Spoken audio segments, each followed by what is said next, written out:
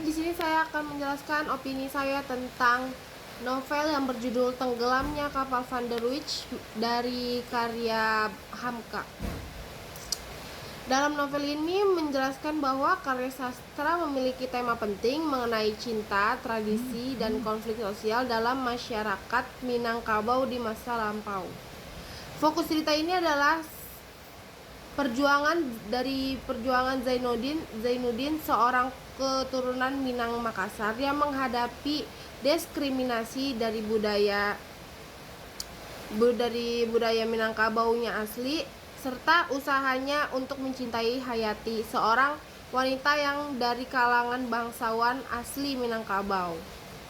Daya tarik dalam novel ini terletak pada penggambaran karakter yang kuat, realistis, terutama pada Zainuddin yang digambarkan sebagai seseorang yang baik hati, sabar, dan berjuang melawan rintangan sosial serta norma adat yang ketat.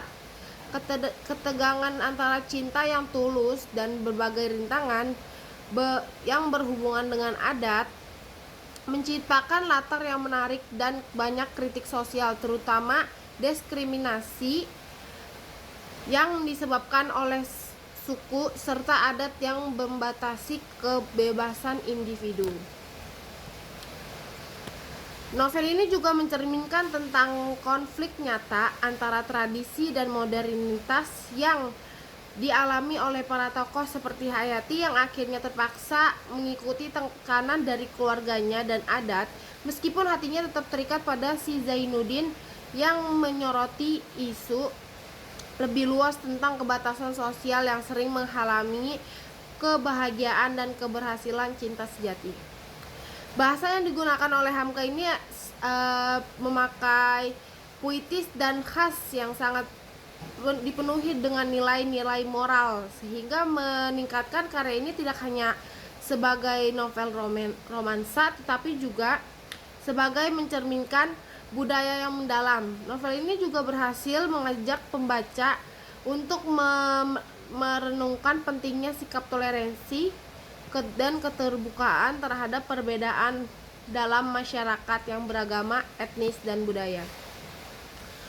Namun, di novel ini juga menghadirkan suasana duka yang sangat mendalam, terutama pada bagian di akhir cerita ketika si Zainuddin yang harus menghadapi kenyataan pahit bahwa si Hayati akhirnya menikah dengan orang lain dan cintanya tidak diterima, serta kematian tragis Hayati dalam insiden kapal Van der Wijk.